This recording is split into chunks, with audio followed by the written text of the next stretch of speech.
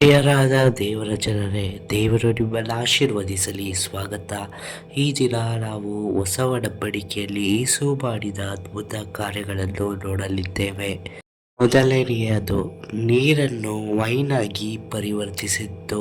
ಯೇಸು ಮದುವೆಯಲ್ಲಿ ಇದ್ದನು ಮತ್ತು ಅವರಿಗೆ ವೈನ್ ಖಾಲಿಯಾಗಿತ್ತು. ಅವನ ತಾಯಿ ಮೇರಿ ಅವನನ್ನು ಸಹಾಯ ಮಾಡಲು ಕೇಳಿದಳು.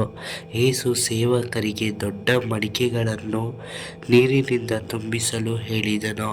ನಂತರ ಅವನು ನೀರನ್ನು ರುಚಿಕರವಾದ ವೈನ್ ಆಗಿ ಪರಿವರ್ತಿಸಿದನು. ಇದು ಯೇಸುವಿನ ಶಕ್ತಿ ಮತ್ತು ದಯೆ. ಎರಡನೇ ಅದ್ಭುತ ಕಾರ್ಯ, ರೋಗಿಗಳನ್ನು ಗುಣಪಡಿಸುವುದು. ಯೇಸು ಅನಾರೋಗ್ಯದಿಂದ ಬಳಲುತ್ತಿದ್ದ ಅನೇಕ ಜನರನ್ನು ಗುಣಪಡಿಸಿದನು. ಅವನು ಚರ್ಮದ ಕಾಯಿಲೆ ಇರುವ ಜನರನ್ನು, ನಡೆಯಲು ಸಾಧ್ಯವಾಗದ ಜನರನ್ನು ಮತ್ತು ಅನೇಕ ವಿಧವಾದ ಅನಾರೋಗ್ಯದಿಂದ ಬಳಲುತ್ತಿದ್ದ ಜನರನ್ನು ಗುಣಪಡಿಸಿದನು. ಯೇಸುವಿನ ಕರುಣೆ ಮತ್ತು ಜನರನ್ನು ಗುಣಪಡಿಸುವ ಅವನ ಶಕ್ತಿಯನ್ನು ಇದು ತೋರಿಸುತ್ತದೆ. ಮೂರನೆಯದು, ಜನಸಮೂಹಕ್ಕೆ ಆಹಾರ ನೀಡಿದನು.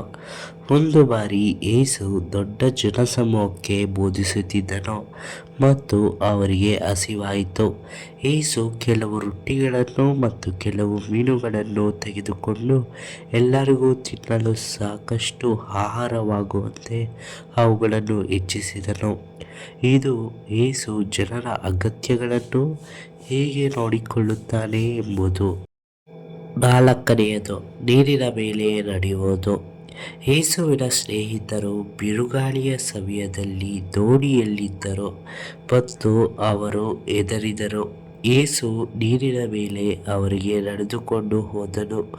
ಇದು ಯೇಸು ಪ್ರಕೃತಿಯ ಮೇಲೆ ನಿಯಂತ್ರಣ ಹೊಂದಿದ ಐದನೇ ಅದ್ಭುತ ಕಾರ್ಯ, ಲಾಜರನನ್ನು ಸತ್ತವರೊಳಗಿಂದ ಎಬ್ಬಿಸುವುದು.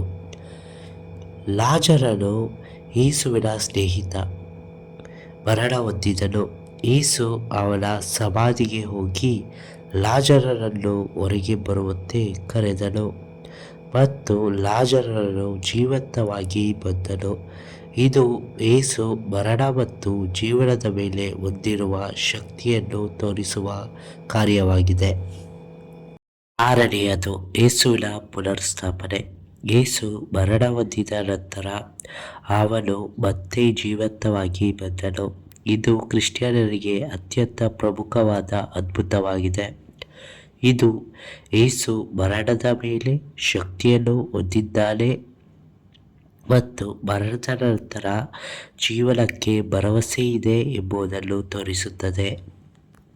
ಇವಿಷ್ಟು ಯೇಸುವಿನ ಅದ್ಭುತ ಕಾರ್ಯಗಳು. ದೇವರು ನಿಮ್ಮನ್ನು ಆಶೀರ್ವದಿಸಲಿ. ನಿಮಗಾಗಿ ನನ್ನ ಪ್ರಾರ್ಥನೆ. ಪ್ರಿಯರಾದ ನನ್ನ ಕರ್ತನೆ, ಪರಿಶುದ್ಧಾತ್ಮನೇ, ಅಪ್ಪ, ಈ ವಿಡಿಯೋ ನೋಡಿದವರನ್ನೆಲ್ಲರನ್ನು ಆಶೀರ್ವದಿಸಿ ಕರ್ತನೆ. ಅಪ್ಪ, ನಿನ್ನ ಬಗ್ಗೆ ತಿಳಿದುಕೊಳ್ಳಲು ಅವರು ದಾಹವಾಗಿದ್ದಾರೆ ಕರ್ತನೆ. ಅವರನ್ನು ಆಶೀರ್ವದಿಸಪ್ಪ, ದಾಹವನ್ನೆಲ್ಲ ನೀಗಿಸು ಕರ್ತನೆ. ಕರ್ತನೆ, ನಿಮ್ಮ ಬಗ್ಗೆ ಇನ್ನೂ ಹೆಚ್ಚಾದ ಜ್ಞಾನವನ್ನು ಅವರಿಗೆ ಅನುಗ್ರಹಿಸಿರಿ ಕರ್ತನೆ. ನಿಮ್ಮ ಕೃಪೆ, ನಿಮ್ಮ ಶಕ್ತಿಯವರ ಸಂಗಡವಿರಲಿ ಕರ್ತನೆ. ಅಸಾಧ್ಯವಾದ ಕಾರ್ಯಗಳನ್ನು ಸಾಧ್ಯಗೊಳಿಸುವ ದೇವರಪ್ಪ, ನೀವು ಎಲ್ಲರನ್ನು ಆಶೀರ್ವದಿಸಿ ಕೃಪೆ ತೋರಿಸಿರಿ ಎಂದು ನಾನು ಬೇಡಿಕೊಳ್ಳುತ್ತಿರುವೆನು. ಪ್ರೀತಿದಾಯಕನಾದ ಯೇಸುವಿನ ನಾಮದಲ್ಲಪ್ಪ, ಆಮೆನ್.